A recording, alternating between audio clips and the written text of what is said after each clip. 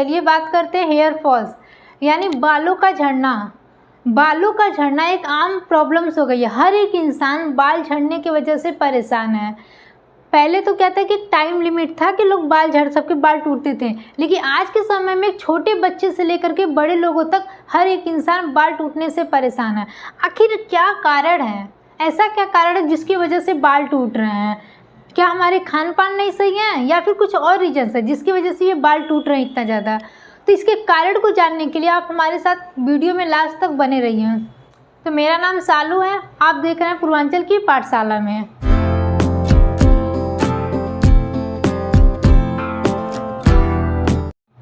तो चलिए बात करते हैं कि हेयर फॉल क्यों हो रही है। यानी हेयर फॉल होना एक आम समस्या हो गई है, एक आम प्रॉब्लम्स हो गई। हर एक इंसान हेयर फॉल से परेशान है।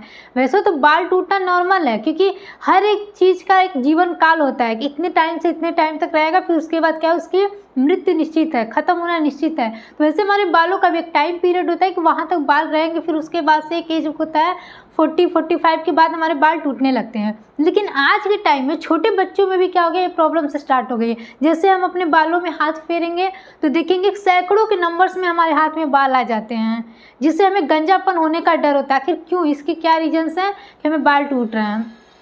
जिसको समझिए, बालों की समस्या को समझने के लिए इसके आंतरिक यानी आंतरिक रीजंस क्या है, इंटरनल रीजंस क्या है, और कुछ बाहरी रीजन्स हो सकते हैं यानी एक्सटर्नल रीजन, इन सभी कारणों को अलग अलग तरह से हमें देखना होगा कि आखिर इंटरनल रीजन्स यानी हमारे बाल जहाँ से ग्रो कर रहे हैं उसके अंदर क्या कोई प्रॉब्लम्स है कि जिसकी वजह से बाल टूट रहे हैं, या फिर एक्सटर्नल यानी स्कैल्प जो होता है जहाँ से बाल हमें बाहर की तरफ उगते हुए दिखते हैं, वहाँ कोई प्रॉब्लम होता है।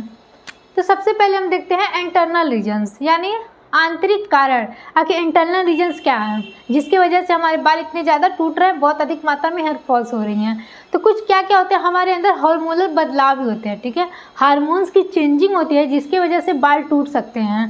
प्रसव यानी गर्भाशय के बाद जब प्रसव हो जाता है, बच्चा जन्म ले लेता है, उसके बाद से भी बाल टूटने की प्रॉब्लम्स होती है। थर्ड हो सकता है आपका न्यूट्रिशन की कमी की वजह से हमारा खान पान सही नहीं होता, हमारी लाइफ स्टाइल नहीं सही होती, इसकी वजह से भी हमें बाल टूटने की प्रॉब्लम्स हो सकती है। तो चलिए सबसे पहले हम देखते हैं कि हार्मोनल बदलाव क्या होते हैं, इसके क्या रीजन है बाल टूटने का। तो सबसे पहले हमारे बॉडी के अंदर कुछ हार्मोन्स रिलीज होते हैं, ठीक है। कुछ हार्मोन्स रिलीज होते हैं जो हमारे लिए बेनिफिट भी होते हैं और नहीं भी बेनिफिट होते हैं, हार्मफुल भी हो सकते हैं। अब ये जो हार्मोन्स रिलीज होते हैं, इस हार्मोन्स के बदलाव के कारण ही हेयर फॉल की प्रॉब्लम्स हो सकती है। जैसे आपका थायराइड हो गया, थायराइड की समस्या जिसको होती है तो उसके अंदर भी क्या होता है, बाल झड़ने की समस्या बहुत ज़्यादा होती है। अब थायराइड में क्या हो सकती है, तो एक होता है हाइपोथायराइडिज्म। क्या होता है? हाइपोथायराइडिज्म। इसमें क्या होता है कि कम सक्रिय थायराइड होता है, ये थोड़ा कम सक्रिय होता है। और सेकेंड होता है आपका हाइपरथायराइडिज्म। हाइपोथायराइडिज्म और हाइपरथायराइडिज्म। हाइपरथायराइडिज्म क्या होता है, बहुत अधिक सक्रिय थायराइड होता है। जब इसका मात्रा अधिक होगा, हाइपरथायराइडिज्म होगा, तब इंसान को बाल झड़ने की समस्या बहुत ज़्यादा हो सकती है। इंसानों का बाल बहुत अधिक मात्रा में क्या होता है, टूटने लगता है। और जहाँ हाइपोथायराइडिज्म होता है, इसमें क्या होता है, थायराइड कम सक्रिय होते हैं, जिसकी वजह से भी बाल क्या होती है, हमारी टूटने लगती है। तो ये आपका हो गया हार्मोनल चेंजिंग। और हार्मोनल चेंजेस में क्या होगा आपका कि जब बेबी जन्म लेता है, ठीक है, गर्भाशय के बाद जब गर्भाशय होता है, जब एक लेडीज़ की प्रेगनेंसी होती है, तो उस दौरान क्या होता है, एक एक्सट्रोजन नामक पदार्थ होता है, उसका स्तर हमारे बॉडी में बना रहता है, जिसकी वजह से बाल का विकसित होता रहता है, बाल हमारे विकसित होते रहते हैं। लेकिन जब बच्चा जन्म लेता है, बच्चा जन्म लेने के बाद जो एस्ट्रोजन होता है उसका लेवल हमारे बॉडी के अंदर घट जाता है, जिसकी वजह से बाल विकसित होना बंद हो जाते हैं और हेयर फॉल की समस्या स्टार्ट हो जाती है। एस्ट्रोजन का लेवल घट जाएगा, जिससे बाल विकसित ही नहीं होंगे। और जब बाल विकसित ही नहीं होंगे तो वो बाल तो क्या होंगे, विकसित नहीं होंगे, हार्मोन्स का कोई रिलीज नहीं होगा, तो पूरी तरह से हमारे बाल क्या होंगे, टूटने लगेंगे, हेयर फॉल की प्रॉब्लम्स हमें स्टार्ट हो जाएगी। तो ये आपका क्या हो गया, हार्मोनल चेंजिंग हो गया। एक हो गया थायराइड, सेकेंड आपका क्या हो गया, प्रसव। अब थर्ड आपका क्या है कि न्यूट्रिशन। सबसे मोस्ट न्यूट्रिशन की कमी के कारण भी क्या हो सकती है, हमारा बाल झड़ना स्टार्ट हो जाता है, हेयर फॉल्स की प्रॉब्लम्स स्टार्ट हो सकती है। जैसे लाइफ स्टाइल में क्या हो गया, हम आयरन की मात्रा जो फूड खाते हैं, फ्रूट्स वगैरह जो भी चीज़ें खाते हैं, तो उसमें से क्या हो गया, आयरन की मात्रा हम बहुत कम लेते हैं। आयरन हो गया आपका, जिंक हो गया, विटामिन B12 हो गया, बायोटीन्स हो गया, प्रोटीन्स हो गया, विटामिन डी हो गया, इन सब की मात्रा जब हम बहुत कम लेंगे, ठीक है, जो फूड लेंगे उसमें इन सब की मात्रा कम रहेगी, तो इसकी कमी की वजह से भी क्या होता है कि हमारे बाल जो होते हैं जहाँ से ग्रो करते हैं वहाँ का लेवल कहते हैं बहुत कमज़ोर हो जाता है। अब वो कमज़ोर होने के बाद क्या होता है, बाल टूटने लगता है। हम ही लोगों को अगर एनर्जी ना मिले, न्यूट्रिशन ना मिले, हम लोग फूड सही से प्रोटीन्स ना लें, मिनरल्स ना लें, फूड ना लें, अगर प्रोटीन्स नहीं मिलेगा तो एनर्जी नहीं मिलेगी हमें, और एनर्जी नहीं मिलेगी तो क्या हम काम कर सकते हैं? हमें भी धीरे धीरे क्या होगा, हमारा तबीयत खराब होगा, फिर धीरे धीरे से हमारा लेवल डाउन हो जाएगा। तो सेम वही कंडीशन हमारे हेयर्स पे भी होता है, हमारे बालों पे भी लागू होता है। जब हमें आयरन नहीं लेंगे, जिंक, ये सब क्या है, ये बाल ग्रोथ के स्रोत हैं, इसकी वजह से हमारे बाल क्या होते हैं, स्ट्रॉन्ग होते हैं। तो आयरन, जिंक हो गया, विटामिन B12 हो गया, विटामिन ई हो गया, इन सब की वजह से क्या होता है, इन सब की जब कमी होती है हमारे बॉडी के अंदर तो हमारे हेयर क्या होते हैं, उनको न्यूट्रिशन नहीं मिल पाते, जिसकी वजह से वो कमज़ोर होने लगते हैं। और जब कमज़ोर हो जाएंगे तो जाहिर सी बात है वो टूटने लगेंगे, जिससे हमें हेयर फॉल की प्रॉब्लम होने लगती है। तो ठीक है, तो थर्ड हो गया आपका न्यूट्रिशन की कमी। अब सेकेंड हो गया न्यूट्रिशन की कमी। अब थर्ड देखेंगे हम आनुवंशिकी कारण। सबसे मोस्ट कारण क्या है, आनुवंशिकी, जेनेटिक्स। जो सबसे मोस्ट इम्पॉर्टेंट कारण है क्या, आपका जेनेटिक्स। अभी आपको बहुत ज़्यादा हेयर फॉल्स हो रहा है, आप डॉक्टर के पास जाएंगे तो डॉक्टर क्या बोलता है कि क्या आपके फैमिली में या फिर आपके दादी बाबा या फिर मम्मी पापा, क्या उनके अंदर भी ये समस्या है? अगर बोलेंगे हाँ तो डॉक्टर बोलेगा हाँ ये आम बात है। तो ये क्यों बोलता है? क्योंकि ये जेनेटिक्स से भी कारण हो सकते हैं, यानी 20% जो होता है वो जेनेटिक्स के कारण होता है। हमारे पेरेंट्स की वजह से हम इन बच्चों में भी, हमारे आने वाली जो पीढ़ी होती है उसमें भी क्या होता है, ये बाल हेयर फॉल की प्रॉब्लम्स हो सकती है। आप देखेंगे बीच में ऐसे खाली टाइप रहता है, या फिर यहाँ फोरहेड के साइड में यहाँ से थोड़ा एम शेप बन जाता है। तो ये सब क्या होते हैं, जैसा पेरेंट्स का होता है सेम वैसे उनकी आने वाली पीढ़ी में भी ये जेनेटिक्स होता है। लेकिन ये सिर्फ 20% है, ठीक है, 20% क्या होता है, जेनेटिक्स होता है। लेकिन जो 80% होता है ये हमारी लाइफ स्टाइल है, ठीक है। लाइफ स्टाइल 80% पे डिपेंड करता है और 20% हमारे जेनेटिक्स पे। लाइफ स्टाइल में हमने बताया हार्मोन्स हो गया, जो आपका प्रसव के बाद हो गया, गर्भाशय के बाद, और न्यूट्रिशन की, जो हम न्यूट्रिशन की कमी करते हैं उसकी वजह से। तो ये सब क्या हो सकता है, जेनेटिक्स की वजह से भी प्रॉब्लम्स हो सकती है। जैसे पुरुषों में कैसा होता है बाल झड़ने की समस्या, उनके बाल का सिर्फ एम शेप हो जाता है, यहाँ से ऐसे बहुत ज़्यादा यहाँ क्लीन होगा और फिर यहाँ क्लीन होगा और फिर यहाँ बीच में आगे क्या होगा, बाल रहेंगे। तो ये क्या है, जेनेटिक्स है। ये हर एक फादर में रहेगा, तो ये मदर्स में, बच्चों में भी होते हैं। और जो लेडीज़ें होती हैं उनमें क्या होता है, फोरहेड का ब्रॉड होना। जैसे मेरा भी, आप लोग देख रहे होंगे, मेरा भी फोरहेड क्या है, ब्रॉड है।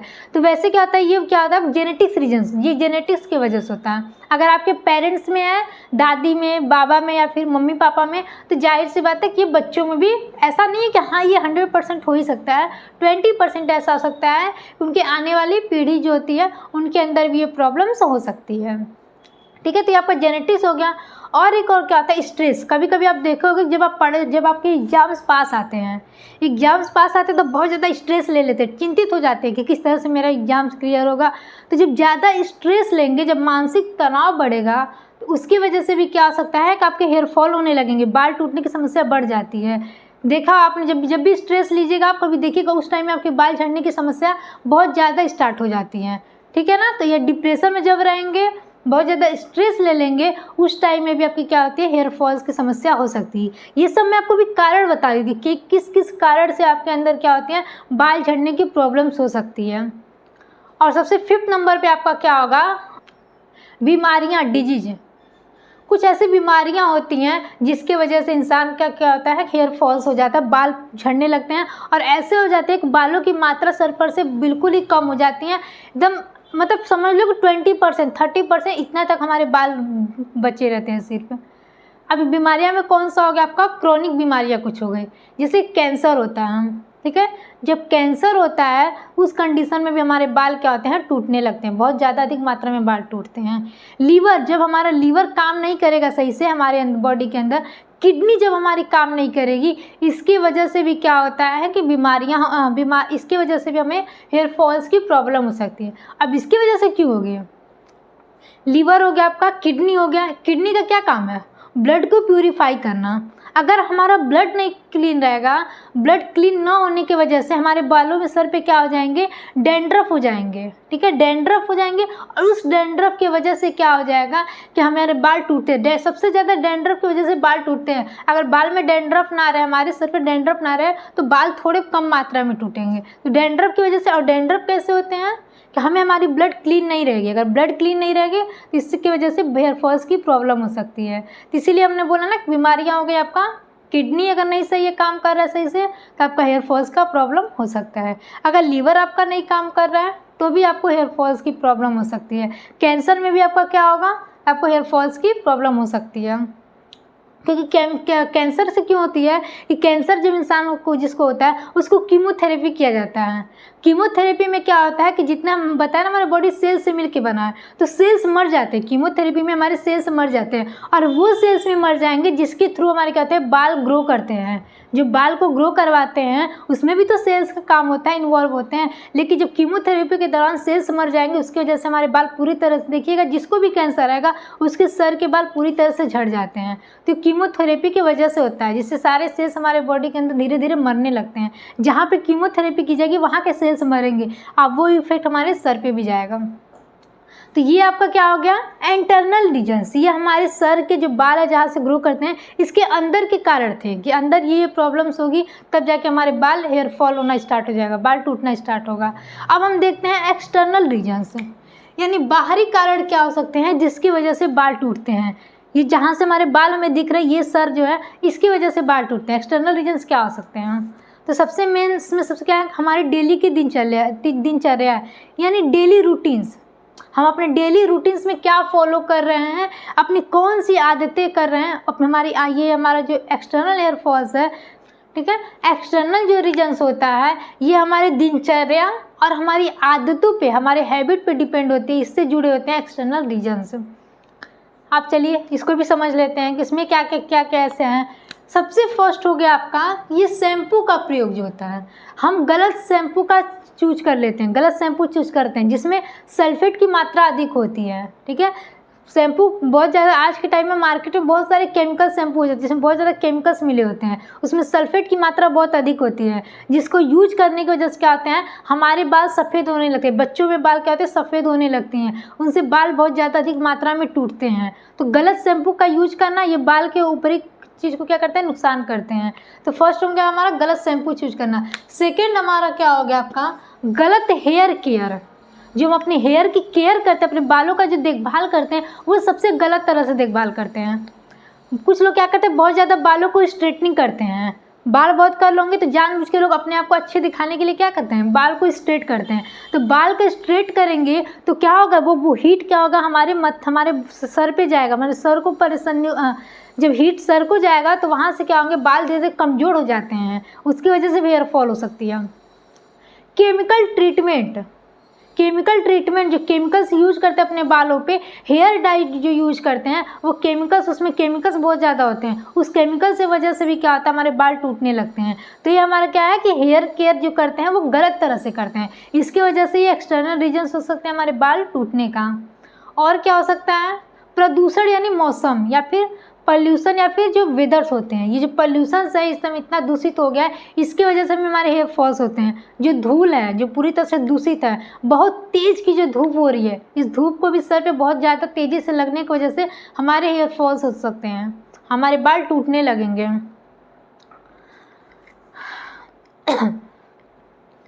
ठीक है। और सबसे ज़्यादा तो पानी है, जो पानी हम बाल को धोते हैं, सर पर से सर को धुलते हैं तो बाल जो पानी डालते हैं उस पर, तो जो हार्ड वाटर है वो पानी भी दूषित है, साफ पानी हमें नहीं मिल रहा है।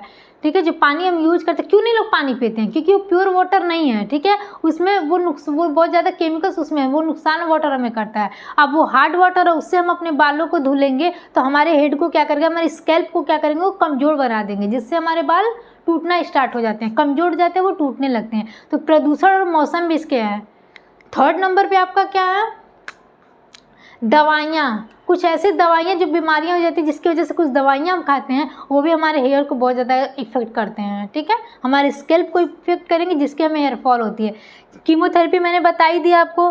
गठिया, जिसको गठिया की प्रॉब्लम्स हो जाती हैं, वो गठिया में जो 2 लोग दवाइयाँ जो चलती हैं वो हमारे स्कैल्प को बहुत ज़्यादा नुकसान करती हैं, उसकी वजह से हेयर फॉल होते हैं। जिसको बीपी की प्रॉब्लम होती है, ठीक है, तो बीपी में जो यूज होने वाली दवाइयाँ होती हैं उसमें जो दवा हम खाते हैं वो भी क्या होता है, हमारी स्कैल्प को बहुत ज़्यादा नुकसान करते हैं, उसके कारण भी हमें हेयर फॉल होने लगता है, हमारे बाल बहुत अधिक मात्रा में टूटने लगते हैं।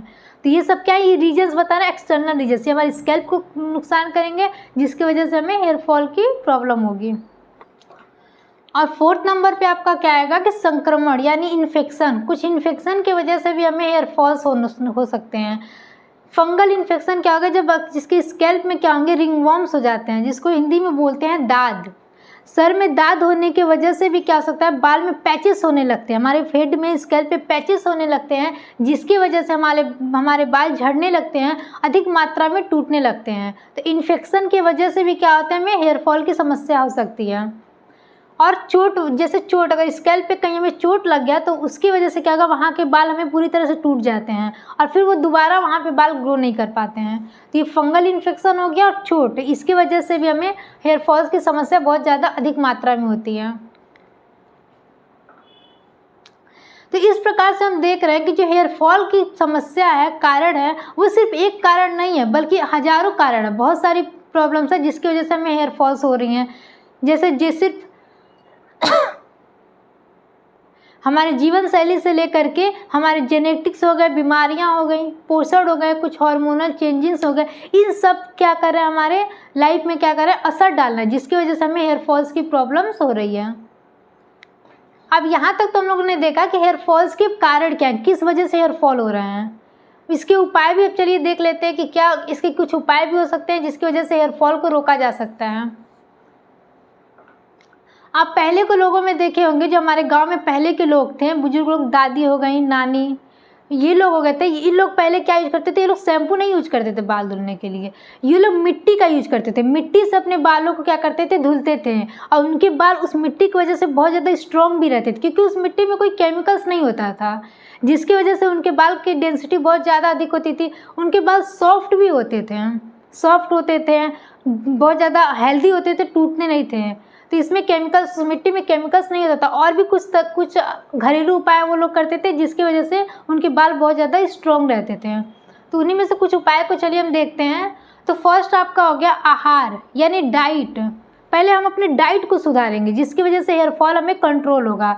डाइट में क्या लेंगे, प्रोटीन से भरी हम लोग क्या करेंगे, फूड को खाएंगे जिसमें प्रोटीन्स होगा, विटामिन हो, विटामिन B12 हो, विटामिन D हो, ये सब क्या करेंगे, इन सबको लेने की वजह से हमारी स्कैल्प जो होंगे बहुत ज़्यादा स्ट्रॉन्ग होंगे, हमारी सेल्स जो होंगी स्कैल्प की वो स्ट्रॉन्ग होगी और हमें हेयर फॉल्स की समस्या से कंट्रोल मिलेगा।